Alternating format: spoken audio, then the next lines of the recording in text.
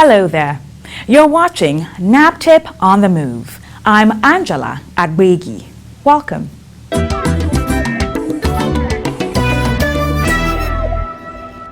Our focus today are two forms of sexual violence that have become a global concern due to the rising incidences of these crimes. I'm sure you're wondering. It's rape and incest, a must-watch. Don't go away. Stay with NAPTIP On The Move.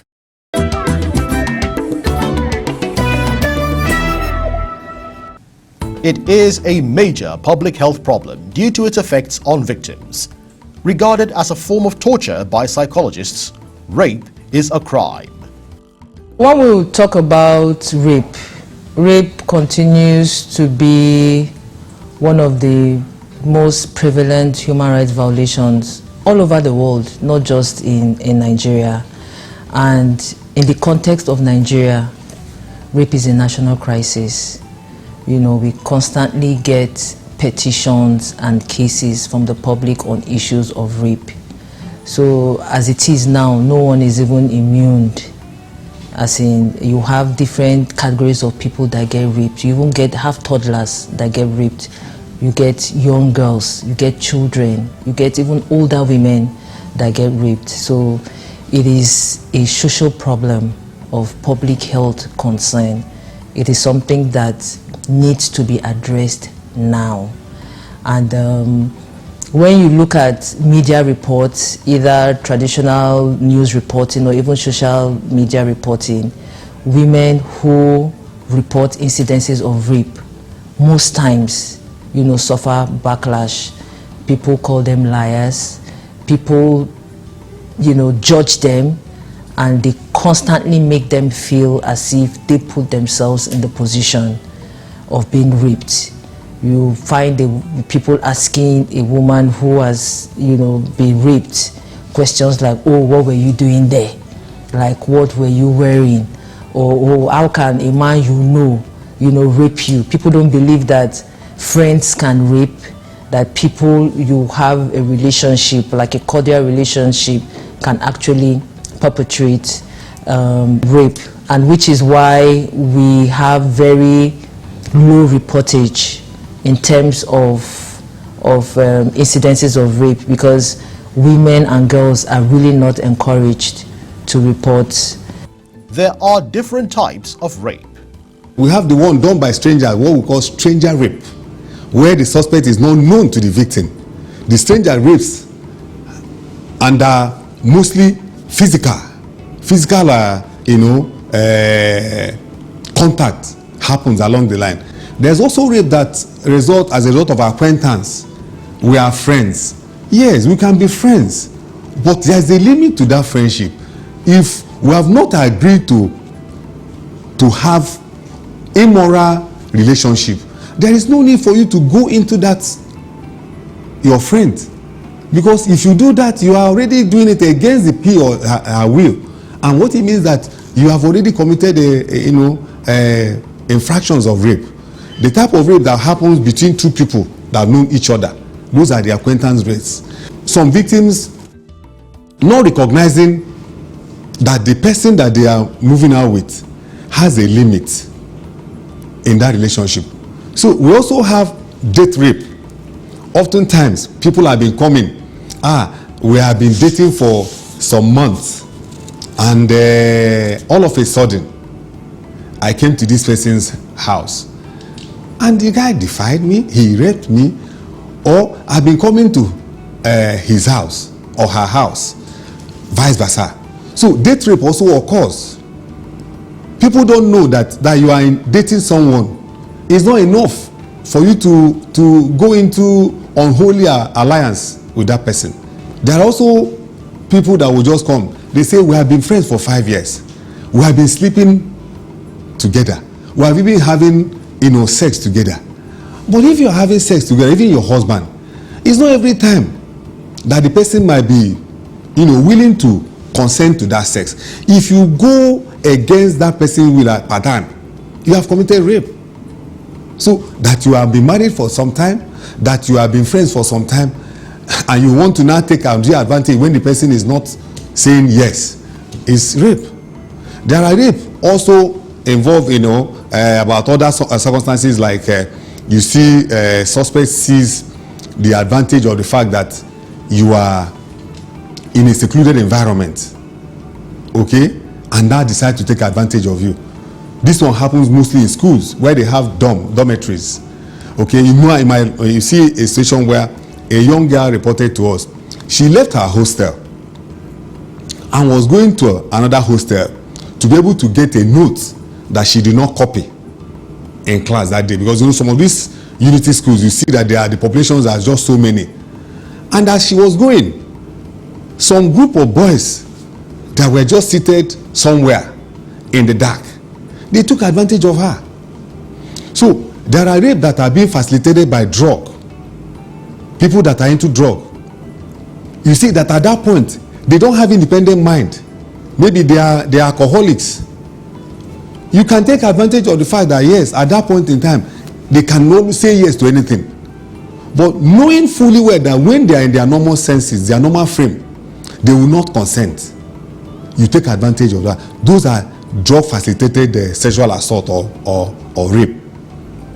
Then you have the one that we call diminished capacity rape. Diminished capacity rape are those people that, as a result of their being physically challenged, they cannot give consent to sex because they don't have independent mind. People that are on drugs, they cannot. People that are mentally derailed, they cannot. People that are mentally incapacitated, they cannot. So people take advantage of that. There's also rape by deception. Yes, yeah, somebody so trusted you, and somehow you lure the person into compliance by deception. Okay, we can just do it. It's not a big deal.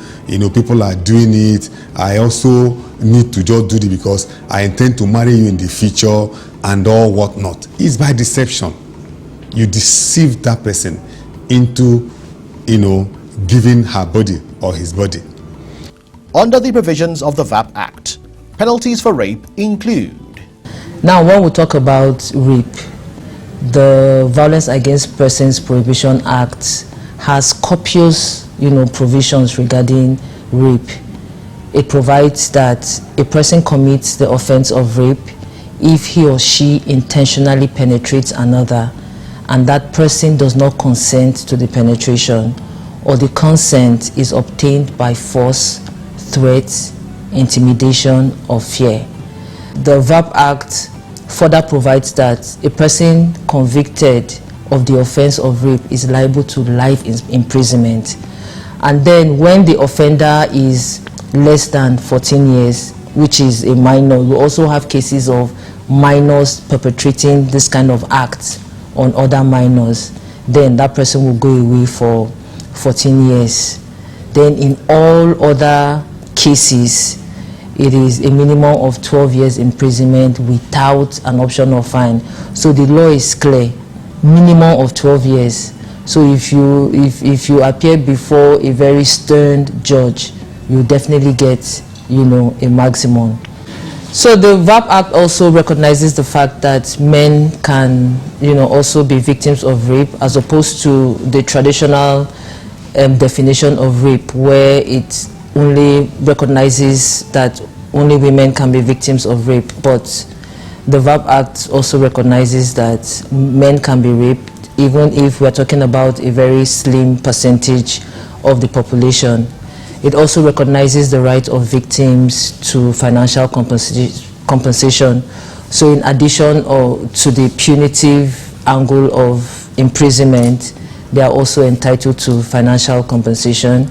It provides that once a person is convicted as a rapist, that their details should be entered into a sex offender register. And since 2019, we now have a national sex offender database which is housed in NAPTIP. Incest is another form of sexual violence. Talking about incest is very difficult. You know, there's something, you know, morally, spiritually, you know, wrong about incest. It shouldn't be something that, you know, we should consider talking about. But the fact is, we now have a high rate of incidences of incest in Nigeria, and it's something we consistently need to keep educating people about. We need to keep talking about it.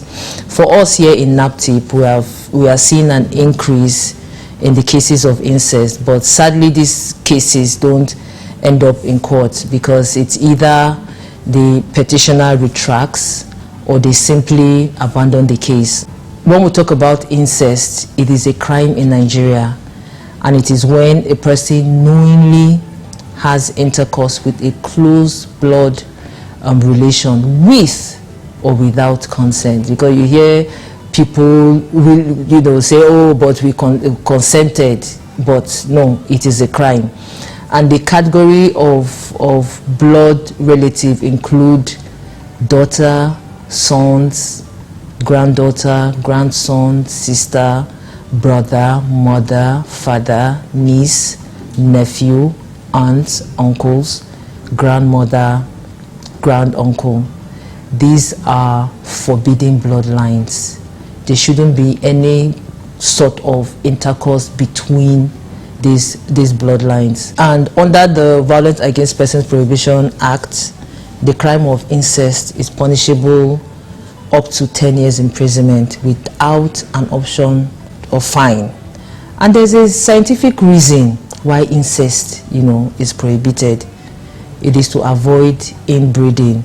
So that is bringing together a collection of genetic disorders, like a brother and sister having a child. So that is inbreeding. If you have any genetic disorder in your family, it now will be apparent in that child in which you bring into the world.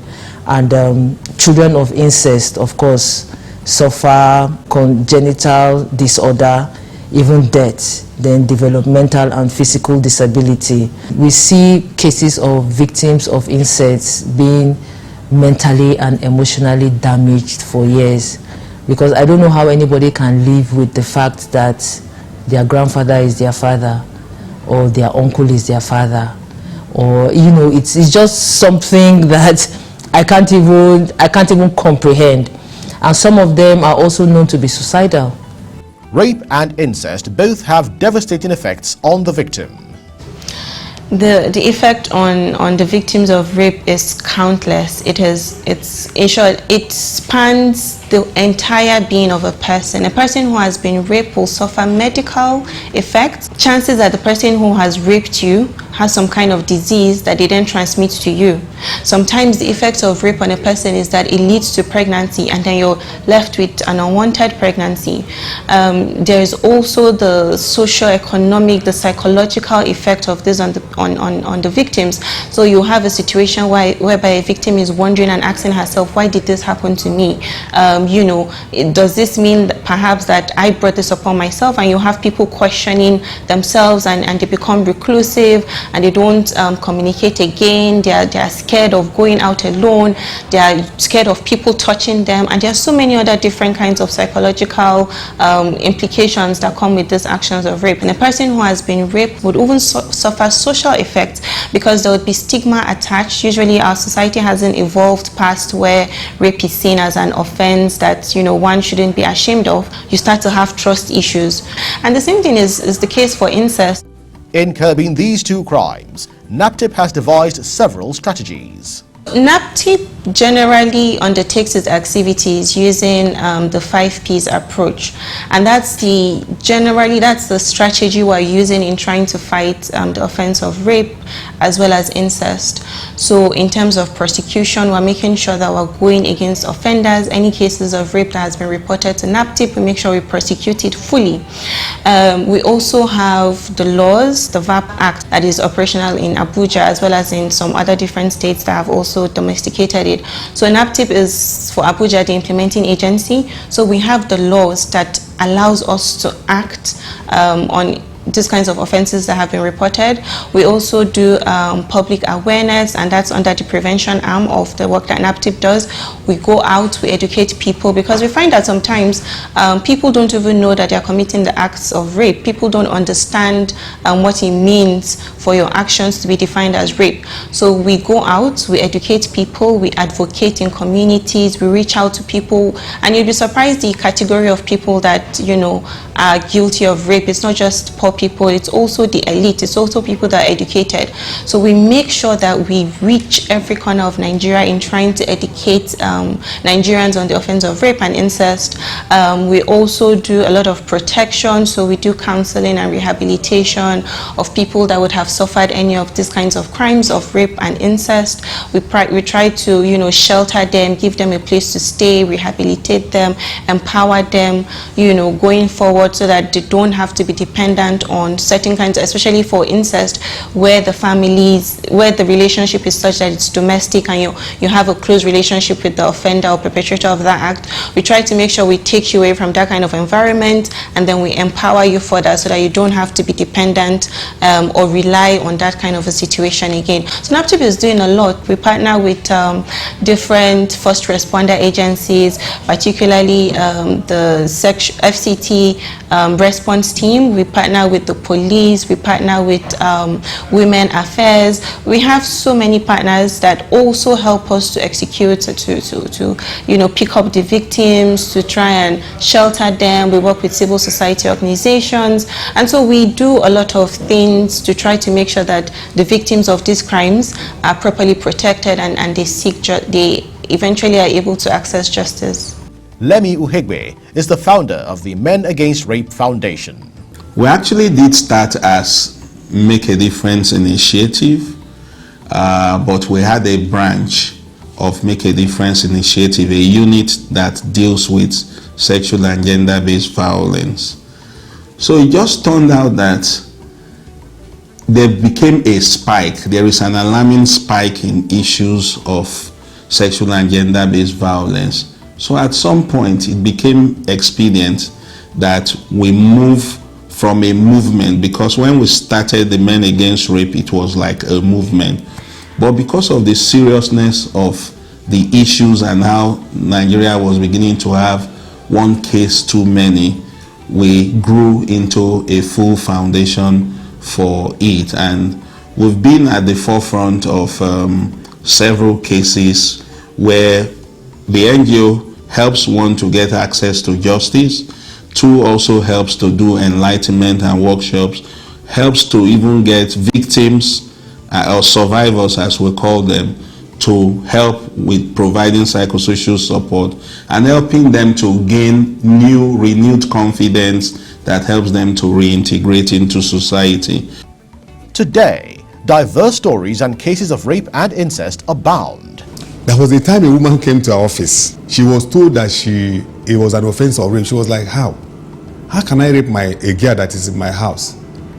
But when she was inserting pepper on the vagina of that young girl, that 7-year-old girl, she didn't know she was committing the offense of rape. So the offense of rape is something that people maybe ignorantly commit knowingly or unknowingly.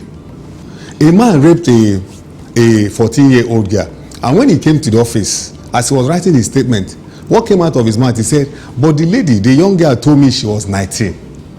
Probably because of her body size. Even if he tells you she's 19, as long as that was not by her consent, you have raped her. As long as she's a minor, you have raped her. So there's this funny misconceptions about rape. At the peak of the lockdown, April 17, 2020, we arrested a man who the wife raised alarm that he had violated their 4-year-old daughter. We arrested him in Lugbe, Abuja. What we did first was raise alarm, take the child to NAPTIP, 4-year-old. When we got to NAPTIP, we now went with the officials of NAPTIP to the police hospital in Area 1. They have a fantastic police clinic in Area 1, where they carried out tests and found that the child had actually been violated, had been penetrated by that father. And eventually, of course, the man had run away. We laid siege till midnight or thereabout. When he showed up, we arrested him and handed him over to NAPTIP. But what was significant too was the fact that immediately NAPTIP ascertained that that child had been violated, they made provision for her to be taken into their shelter.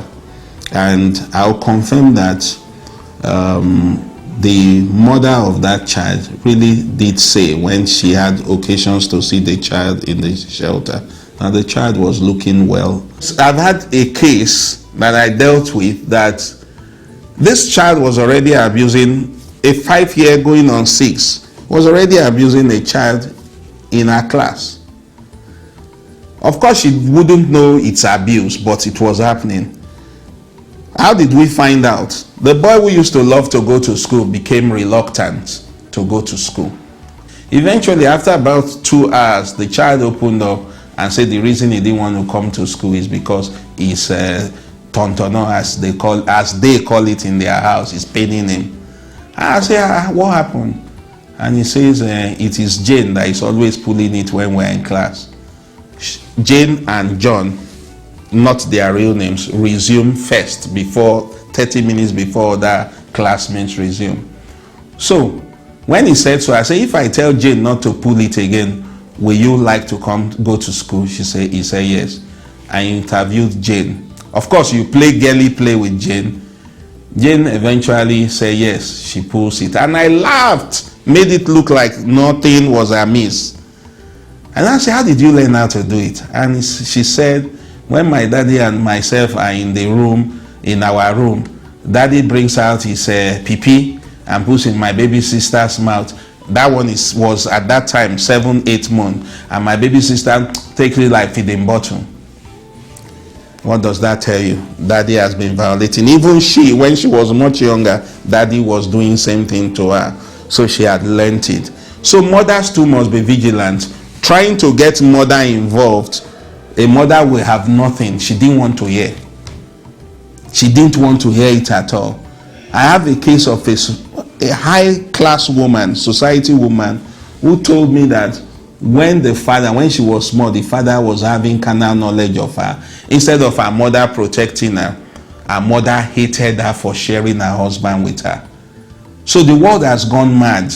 Although incidences of rape and incest are on the increase, NAPTIP is leaving no stone unturned to ensure that these crimes are curbed. The starting point for conversation around rape and incest is that it can be prevented and that we can actually do something about it, and we do not have to wait for things like that to happen before we take action. We need to consistently identify risk factors and also intervene decisively to deal with issues of rape and incest before abuse happens. To parents and guardians, when your child comes to you to tell you that they've been defiled or they've been raped, believe them, because we have a lot of instances where people get defiled, then they go to report to a parent or to a guardian or somebody they trust, and they just immediately shut them down. They say, your father, how can your father do that to you? Yes, we see cases like that. ABC did something to me. Believe them. Don't shut them up. And the next thing to do is to immediately take them to the hospital so that they can get examined, because these are the forensic evidence that will be used in court. Because most times when we prosecute cases of rape, we rely on confessional statements and also circumstantial evidence. But when we have forensic evidence, it makes our case stronger. So you take that child to the hospital. If there is a sexual assault referral center in your state or around where you live, you take them there, because sexual assault referral centers are set up to offer free services to the public, and most of them are also equipped with rape kits. So when you take them there, they conduct a rape analysis, save the evidence for when it's time to go to court. Then don't be too quick to bat the child, but save the clothes, save the underwear, save the bed sheets, because those are the things that will support, your case in court. And most importantly, believe them and always act. Rape and incest are indeed gross violations of fundamental human rights that calls for cooperation and support from everyone. Be your brother's keeper. Report all cases to NAPTIP and justice will be served. NAPTIP On The Move is sponsored by the International Organization for Migration, IOM. For more inquiries and support, or to report cases of suspected human trafficking, violence against persons and child abuse, please call NAPTIP hotline 0703 0000203 or the short code 627, or email us info@naptip.gov.ng. Visit our website www.naptip.gov.ng. Follow us on our social media platforms at NAPTIP Nigeria, or watch our videos on YouTube. Our time is up. Thanks for watching, and keep a date with us next week. My name is Angela Agbegi. Goodbye.